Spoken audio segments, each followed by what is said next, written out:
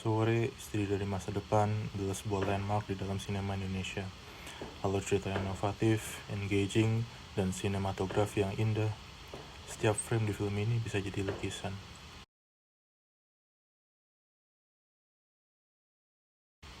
Tapi, di balik indahnya film ini, ada cerita menyeramkan di belakangnya. Saya punya teori bahwa happy ending di film ini palsu, dan Sore terjebak selamanya dalam lingkaran setan yang tidak berakhir. Dalam film ini diceritakan Sore mencoba mengubah kebiasaan buruk Jonathan, yaitu merokok dan minum. Karena dia tahu di masa depan, kebiasaan buruknya itu akan membunuhnya. Kemudian, karena tidak dapat menahan rasa sedih dan marah kepada Jonathan, Sore melawan kausalitas waktu dengan datang ke kutub Arktik, di mana itu satu-satunya tempat di dunia di mana tidak ada zona waktu, dan willing her way untuk mengubah realita. Singkat cerita, dia berhasil dan ketemu Jonathan di realita waktu yang berbeda, di mana mereka bertemu di pameran fotografi Jonathan, mengingat semua yang terjadi dan jatuh cinta, di mana di situ Jonathan juga tidak merokok dan minum lagi.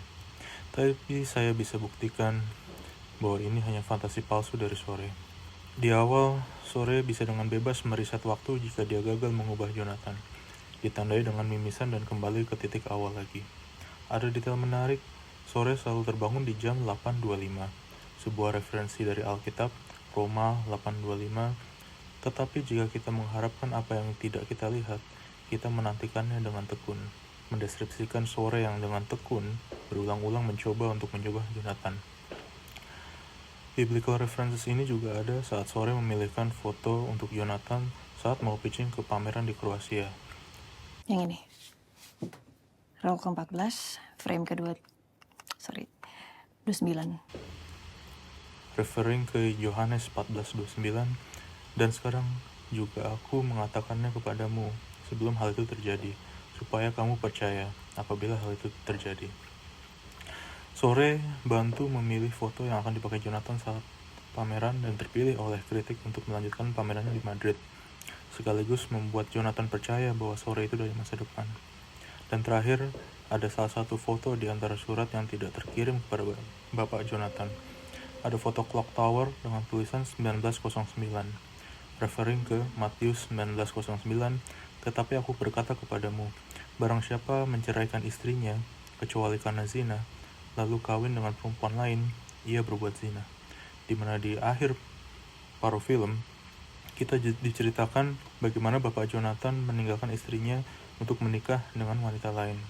Saya suka sekali dengan detail-detail kecil seperti ini di sebuah film. Kembali ke teori saya, berkali-kali Sore gagal mengubah Jonathan. Ini sangat paralel dengan cerita mitos Yunani dari Sisyphus yang melawan para dewa. Zeus menghukumnya dengan harus mendorong bola batu raksasa yang berat ke atas bukit, hanya untuk melihat batu itu jatuh dan harus mendorong batu itu lagi ke atas bukit untuk selamanya. Semua berubah saat Sore menemukan bahwa cara agar Jonathan bisa berhenti merokok dan minum adalah dengan memaafkan bapaknya. Jadi Sore mengajak Jonathan untuk bertemu bapaknya, tapi waktu tidak membolehkannya. Sekeras apapun Sore mencoba. Sore. Hidung kamu.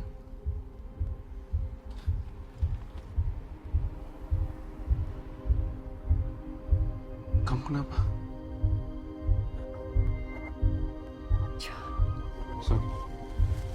Sore.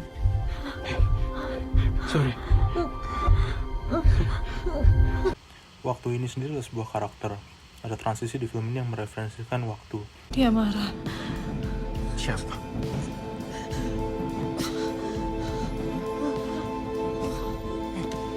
Sore.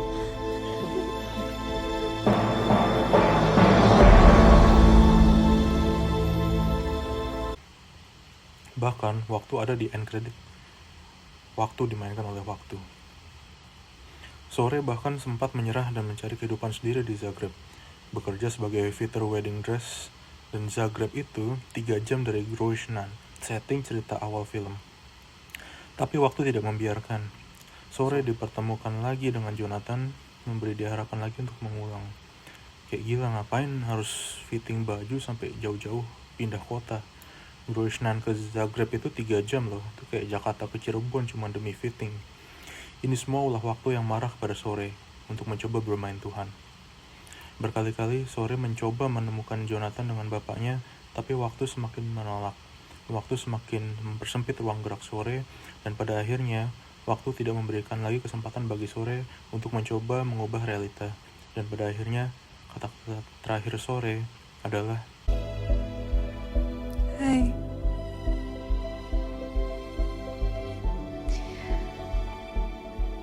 Aku Sore. Istri kamu.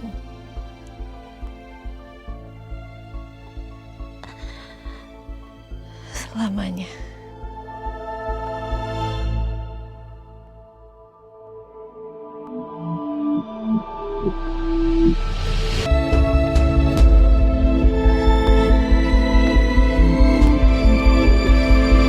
coba kamu pikir, di siklus pertama sore terlihat masih fresh, masih semangat, masih yakin bisa mengubah Jonathan. Tapi hanya di siklus pertama itu saja sore antusias. Di siklus kedua dan seterusnya, muka sore tampak gelisah, stres, dan tertekan. Menurut saya, setelah gagal mempertemukan Jonathan dengan bapaknya, sore mengulang lagi siklusnya, kembali lagi ke awal film. Rasa cemasnya seakan dihapus oleh waktu, membuat sore mengulangi siklus lingkaran setan selamanya. Jadi itu teori saya.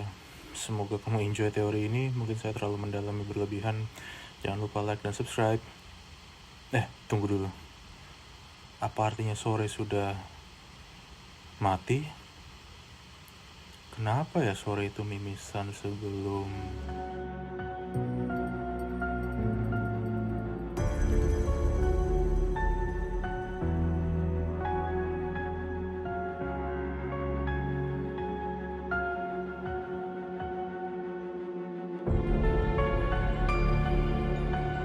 Emang umur kamu sekarang berapa? Wah, berapa ya?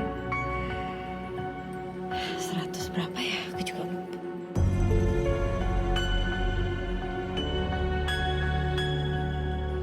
Anjir!